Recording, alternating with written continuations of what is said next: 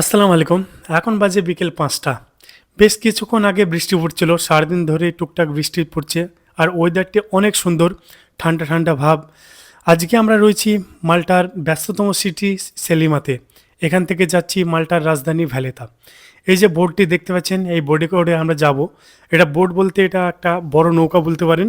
তা আমাদের জন্য কোনো টাকা পে করতে হয়নি। যাদের কাছে মাল্টিস আইডি রয়েছে বা যারা মাল্টায় কাজ করে বা যারা মাল্টার স্থানীয়, তাদের জন্য কোনো টাকা পে করতে হবে না এই নৌকাটির জন্য। কিন্তু ট্যুরিস্টদের জন্য পে করতে হবে।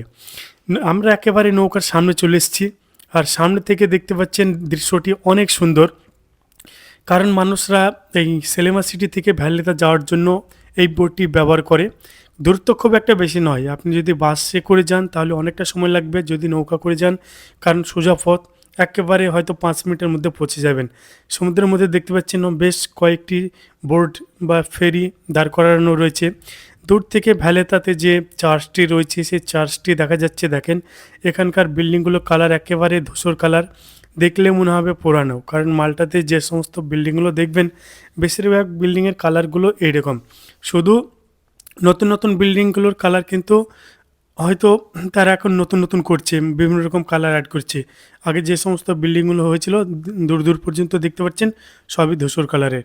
আর এখানে দেখতে পাচ্ছেন সবই বেশিরভাগ ট্যুরিস্ট লোক। তারপরে কিছু মানুষ আছে যারা এই বোর্ড ট্যুরটি পছন্দ করে। তারা খুব কম মানুষই রয়েছে যারা স্থানীয় যায়, কারণ স্থানীয় মানুষদের কাছে এখানে তারা কার ব্যবহার করে। ভাই সন্ধে মানে সূর্য ডোবার ডোবার মুখে হয়ে চলে এসছে, তাই দেখতে পাচ্ছেন মানে দৃশ্যটি অনেক সুন্দর। সমুদ্র থেকে হালকা ঠান্ডা ঠান্ডা বাতাস ভেসে আসছে, কারণ আজকে খুব একটা বেশি জোরে বাতাস বইছে না।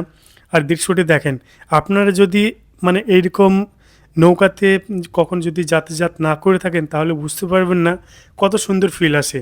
আর সুন্দর ফিল নিতে গেলে সামনে বসতে হবে। তারপরে আমরা দেখতে পাচ্ছেন ভ্যালেতা সিটিতে চলে এসেছি। আর বেশ মানুষের ভিড়, কারণ ঠান্ডার সময় ট্যুরিস্ট কম আছে, যে কারণে মানুষ খুব একটা বেশি